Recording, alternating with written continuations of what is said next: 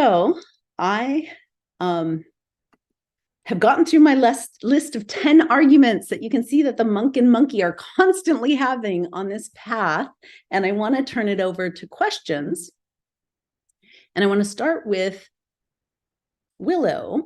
And I don't know, Willow, if you're with us and want to say it out loud, but I get to unmute you.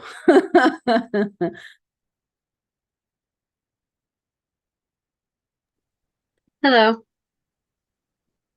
So you sent me a question. Yeah, I was asking how to manage couples privilege when being the couple and dating that third, or from the perspective of being that third and dating the couple. Yeah, so I think it's such a good question because it's an awareness of one's privilege. And we live this, part of privilege is like, oh yeah, I get to spend the night, and I'll just give the example of my husband, and we share a house, and like there's lots of privileges. We've got 21 years of experience. But deeper than that, when we really understand power and privilege, we start to understand that, whoa, we're actually in a mononormative culture, which means it's privilege because we are the norm. And then if you're a secondary or a tertiary, or you're like, just another relationship, you actually don't have any of the support or any of the resources that those who are, normative do. And so we want to be really like sensitive to, wow, we're doing something uncommon, that goes against the grain of the mainstream. So let's be extra sensitive to what are the needs of the marginalized. So it's actually a really deep philosophical question, not just when we make, one golden rule, and I'll leave it here, is like when we make decisions that are going to impact the life of any other relationships, if me and my partner are going to make decisions, and that's actually going to affect how much we see them, how much we meet their needs, let's do it in such a way that they are being considered and they're being heard. And even if we're not able to meet their needs, can we show up for what their needs are? And it's a type of a sensitivity. And it's also a listening and learning to like, what are the needs of the person who doesn't have the privilege? And it's not an easy, like, here's what you do and here's the quick fix. It's more of like an ongoing process of, wow, can we all consider that being in relationship with a couple is super vulnerable, and how to put ourselves in their shoes. Yeah. Good. So this is the point at which I'm going to ask you to raise your like virtual hand, and we're going to see what your questions are. I did get some really wonderful questions from my office manager, who told me that you already sent in some great questions. So I've got those to call on. But I wanted to hear from Marina first.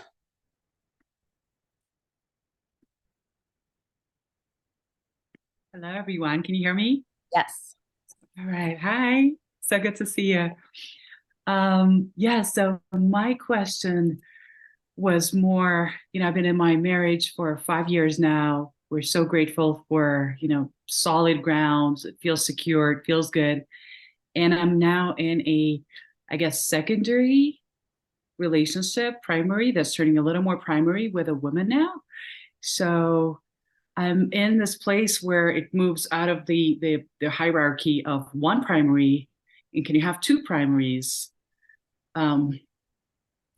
So that's where I'm at. And then, it's a mixed question with the NRE energy in there, and also possibly my transition with just, sexual orientation and all that stuff. So it's a mix in there.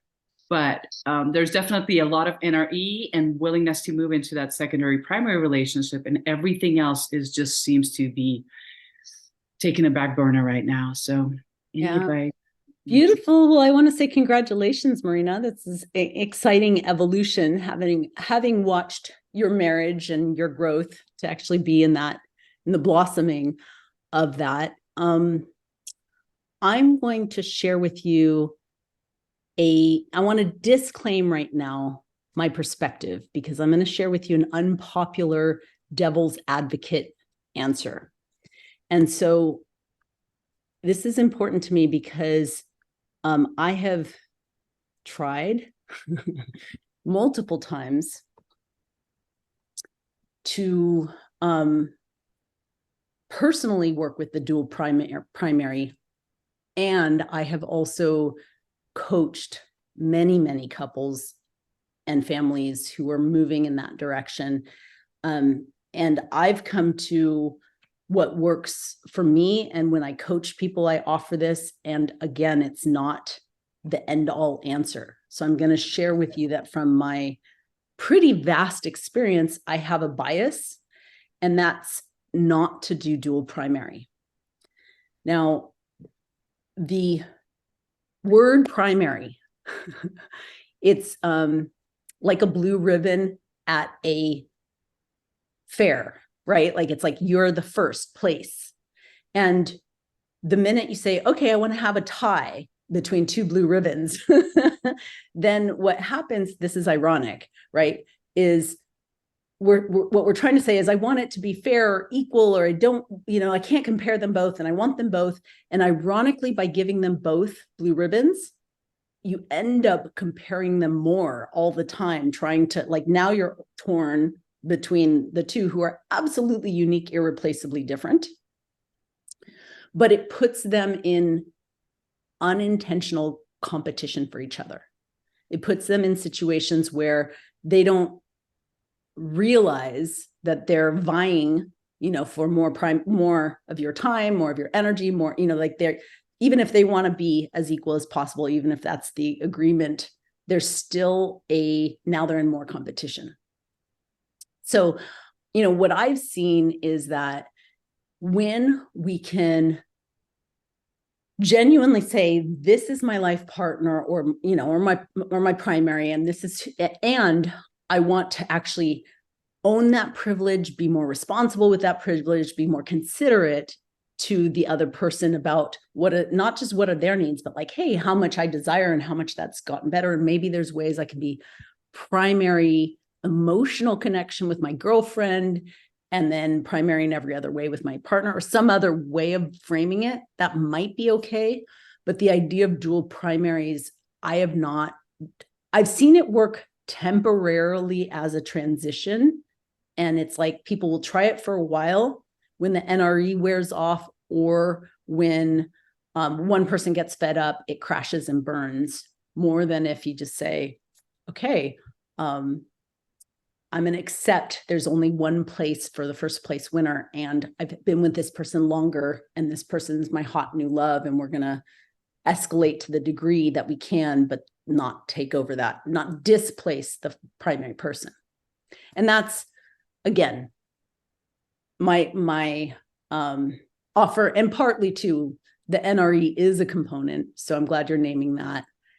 And maybe it'll look different for you after the NRE. You can say, okay, now I'm ready to shift. And sometimes people do transition from one primary to another, but not do that in the white heat of still getting to know that person. So, Marina, I love and trust that you'll take that into the consideration of what's right for you, because ultimately you're the expert of your own, love style. But that's coming from my years of what I've seen. Okay, I think your question must have touched the group, because now I have like 6 hands in the air, and I wasn't watching who, but I do know that Caviar was next. So I'm going to start there. Hi, good afternoon.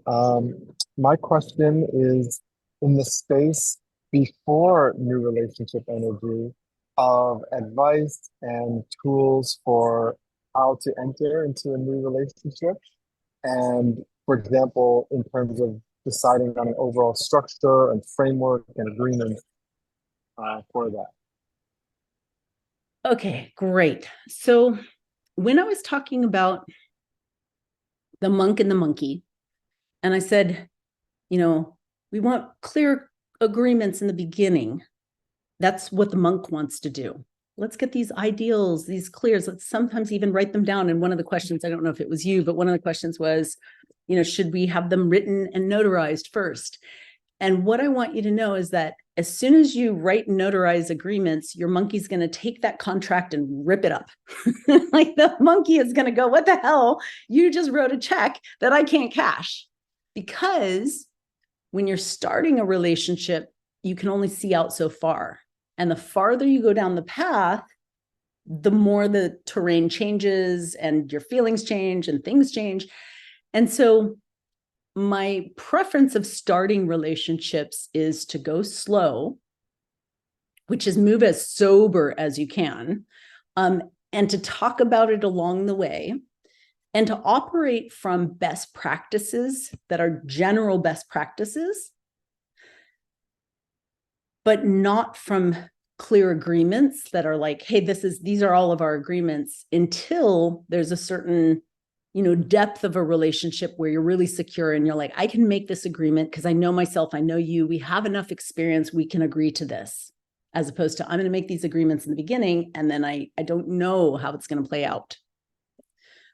So it's ironic because a lot of people will tell you, start off and make all the agreements up front. And I'm like, agreements are meant to be changed. And as we evolve, they need to be an ongoing work in progress. So some of the best practices, and I can offer you, and everyone on the call, the 10 poly tips that I have, which number one, I would just say is only add relationships that are enhancing to previously established relationships. So if you just operate from those kinds of best practices, you don't have to have letter by letter, agreements. Thank you. Okay, so I'm going to move on. And Petunia, I see your hand here. Oh, I think there's a function that tells me who raised their hands. Hello. There you are. I have a question. So my teacher wants to be in a polyamorous relationship with me and his wife. Do we think that's a good idea or not? I just need some relationship advice because I'm really struggling right now. So there's no wrong or right about whether or not to be in relationship when there's a mentorship student power differential, but there is there's two relationships happening. And then in addition to having a personal relationship and, a mentorship, there's a exponential complication between those two. So what kind of teacher is it? It's my science, my chemistry professor. Okay, yeah. So in a professor relationship, if you're in a school where that's not, there's certain institutional agreements and some institutions don't have that, some do. I would say your professor wants to, best practices really have, if they're not going to operate by the institution, then they want to have some really strong group gaze so that you're not doing it in private. What happens when you're sneaking off and breaking the rules is shadows compound and there's a lot of blind spots. So if you're choosing to break with that convention, I would invite you to get strong advisors, coaches, therapists that can actually offer reflections to your professor as well as yourself. And that way you're doing it from a conscious place. Good. I have another question, sorry. One of my friend wants to join. I was wondering if you're able to just accept them. Not at this point. Oh, okay. Thank you. I can send the recording, but we've got a lot, a lot in the waiting room too. So, all right. Thank you, Petunia. And I have Sammy's hand, and then we'll go to Quentin. Hi, Sammy. Hello, everybody. Good evening, wherever you may be. So myself and my wife, Mary, we've been married for 7 years now. And I'm feeling a boredom within our energies. And I would really like to introduce a male energy into the relationship. I feel like it could really introduce a new sorry about that. A new dynamic to our relationship. I'm just wondering what do you think about that? Is it your first, is it the first time opening your relationship to another partner, or just the first time opening to a male? And, oh, sorry, Sammy, go ahead. There we are. Just to a completely new partner in general. It's just been myself and my wife for 7 years now. Yeah. Beautiful. So you're opening your first relationship, and do you have a man in mind, or is it just Yes. okay, great. So, and so we've got a very close friend. And he's already in, which was going to be one of my other questions. He's already in a polyamorous relationship. He's the one that kind of introduced me to the idea. Great.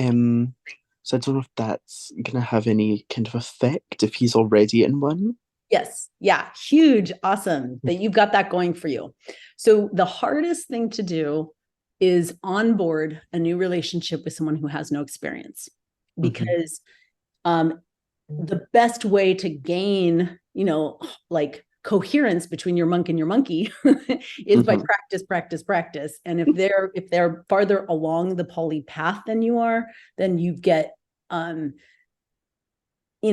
get that benefit, especially since you guys are already friends. Yeah. And it's not blind leading the blind. So it sounds like a safe, beautiful person to open your marriage to. And yeah, so I want to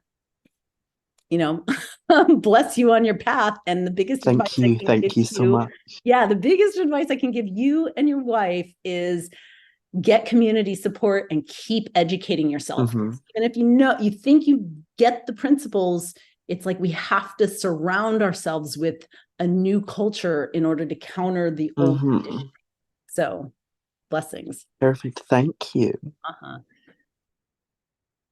Okay, good. And then I think we said Quentin. Hello. So me and my husband, called Keith Melrose, well, we've been dating since high school.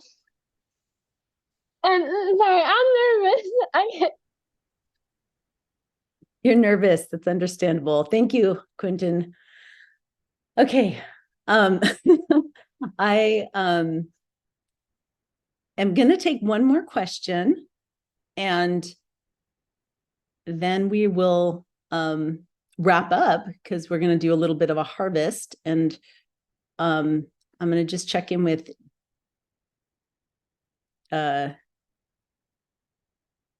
let's see, Dave. Well, hello. Hi, Dave. I was just saying, because I myself am the teacher in the relationship with Petunia and Tubworth, and if you see Isaac, he's also in the call. And I was just saying, because I don't know if I'm comfortable with this, because me and Isaac are in a very sexual relationship, you see, and I just don't think that Petunia might steal him, so I don't know what to think about this. Yeah, and so it sounds like it's a question of wanting to open, but then also having some insecurities or fear of competition in your other partnership.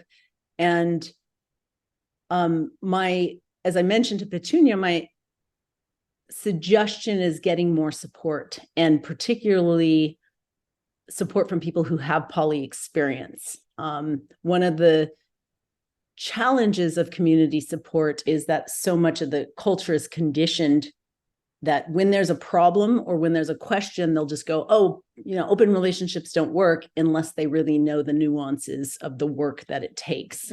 But I'm delighted, Dave, to hear that Isaac's here with you and Petunia's here. Like the fact that the three of you are showing up to education now or showing up to community or being coached is a really good sign, because the more that all of you can get educated at the same time, you're getting on the same page, then you have the same shared vocabulary, and it can really support your making the decisions that are most, congruent and ultimately in the highest good of all. Right. Thank you. Thank you. Okay, so we're going to pause with the Q&A right now, and we're going to go a little over time. I want to start by inviting all of you into a deeper practice or deeper container of this. And the context is this: in 2 weeks, I'm going to do another call like this, which is an open house, going over the 6 S's, which is these deep dimensions, really. They're like portals or dimensions of how to grow as a open relator, to grow our hearts, to grow our inner, multidimensional being. So these are 6 different dimensions. And I'm going to go over that in 2 weeks, and I'm going to invite you all back. But then after that open house, I'm going to actually go into a 6-week series. And that's going to be closed container with people who are committed to not just the theory or the conversation, but they're like, I want to do the work. I want to do the practices, because the reason it's a poly playbook is because, like a gym, you have to and I don't want to call it a workbook. I want to say, hey, we got to do some workout. We got to do some play. We got to do some practices. Otherwise, it's all just concept, and the actual muscles get built when you're like, ooh, let me do this ritual. Let me do this ceremony. Let me have this conversation. Let me do this personal growth piece. And that kind of work doesn't happen unless you have someone holding you accountable. So for the 6 weeks, we'll be a tight-knit community holding each other accountable for actually doing the practices to take the concept and drop it deep into our, vibratory being, so that it's who we are and it's not just who we think we are. So that's my invitation. I hope you'll join me in a couple of weeks for that call. And what I'd love to do for closure is have you self-reflect right now about what's something that you can do differently. Like, what's something that you can do based on what we talked about today that would support your integration. And appreciate your participating with sharing. If you would like to email your takeaways to me, I'd love to hear it. And we're going to close here, and I'll be in touch with those of you that registered. And thank you for participating in your time and energy and inspiration. And I'm sending big love and blessings to you on your path. Okay, take care.